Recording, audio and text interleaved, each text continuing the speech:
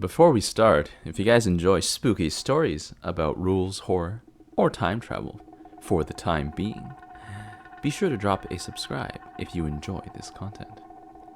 Let's get into the story. I worshipped my grandfather growing up as he was such a strong presence in my life.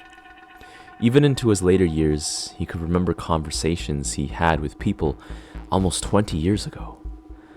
I learned from my mother that he was a passenger aboard the Titanic, but he refused to ever speak of it with other people. I had become obsessed with the story of the sinking, as I had wanted to do a presentation on it for school. My grandfather raised his voice at me for the first time in his life after I begged him to tell me the story. He scolded me and I was frightened as I had never seen him act like that. I went to my bedroom and started crying. I was just so freaked out by what had happened. He came into my room and apologized for the way he acted. I could see the regret on his face as I flinched back from him when he tried to hug me. The next morning I walked downstairs to find him sitting at the table with a look of sadness on his face. He asked me to sit down and I reluctantly agreed. His face held conflicting emotions as he told me that he would tell me what had actually happened on the Titanic. He made me promise never to tell anyone, as he was worried people might think he was crazy. I sat there dumbfounded as he started telling his story. I was only 7 years old when I climbed on board the Titanic. It seemed so gigantic when compared to myself, and I was struck by how beautiful everything looked. There were so many people everywhere, and they were all so friendly and smiling. I stood at the edge of the ship and waved down at the people in the dock as we prepared to set sail. It was one of the happiest moments in my life, as I had never felt such exhilaration. My parents ushered me to my room when we were underway, as they wanted to enjoy the ship. I knew we had spent most of our money to get tickets, as my parents had always wanted to live in America. I began to notice some strange behavior from some of the other passengers on the second day of the cruise. They seemed to be coughing a lot, and their eyes were very red. My father assured me that it was nothing, but I can remember how frightened he looked. He left for a few minutes and came back carrying a wrench and told me it was just for protection. I was awoken the next morning by screams coming from the next room. I jumped out of bed and rushed to see what was happening. There was already a group of people standing outside the door, and I pushed them out of the way to get a better view. I froze while staring at the contents of the other room.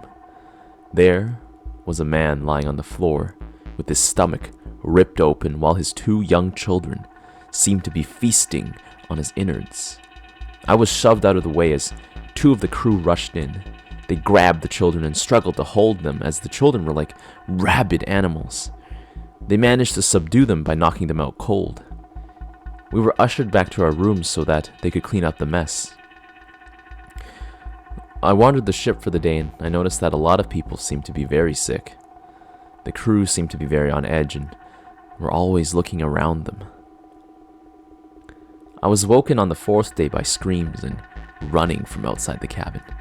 I peeked outside and I was shocked as the hallway was covered in blood. I quickly closed the door and went to wake my parents, but they weren't there.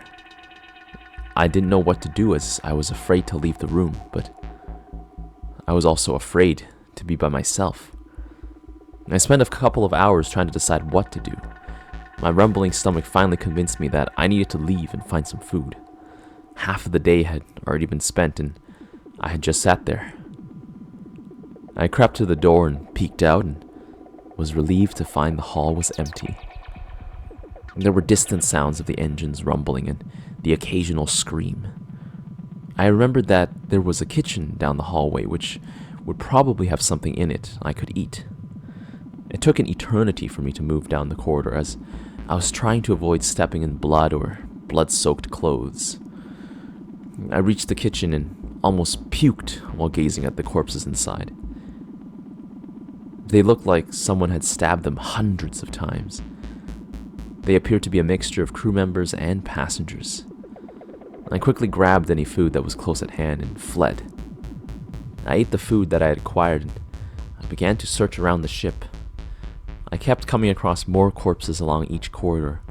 Many of them looked like they had their stomachs ripped open. It was beginning to get dark and I was starting to get worried that everyone else on board was dead. I rounded a corner and my bladder let loose as I saw a gun pointed in my face. I stood there shaking as one of the crew gazed at me for a few moments. He put the gun away before rushing off and leaving me standing there all alone. It took me a while to gather my senses, and by this time it was completely dark. I had heard distant gunshots in the direction the crew member had run and wondered what he had shot. I was thrown to my feet as a deafening crash rocked the ship. I ran to the side and gazed out at an enormous lump of ice which we must have crashed into. Huge chunks of ice began to crash down beside me and I had to move away to avoid being hit by them. I watched as this piece of ice disappeared off into the distance, and I wondered how bad the damage was. I heard a noise behind me and I was instantly relieved to see that it was my father. I began rushing towards him, but I stopped after seeing his clothes were covered in blood. His eyes locked on mine and I began to shrink back as his gaze was that of an animal, not a human. He let out a guttural growl and then began to charge at me. I felt my bladder release once again as I waited for my death.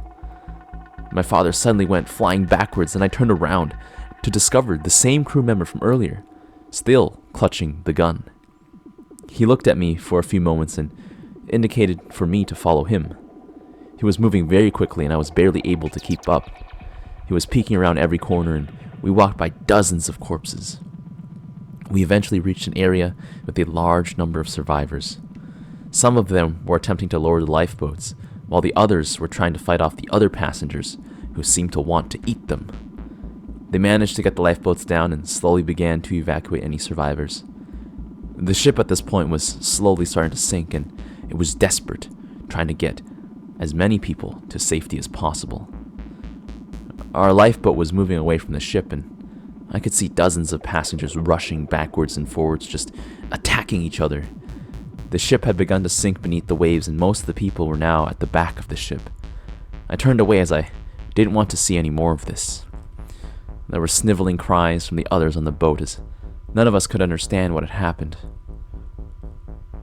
A few hours later, other ships arrived and we were rescued. My mother had survived on another lifeboat and we tearfully reunited. My mother was offered a substantial amount of money by the owners of the Titanic to never say a word about what had happened or what she had seen, and she agreed. I think most of the survivors would rather have forgotten that this had ever happened, so it was accepted by everyone. I remember reading the newspaper afterwards and wondered if anyone would ever know what really happened.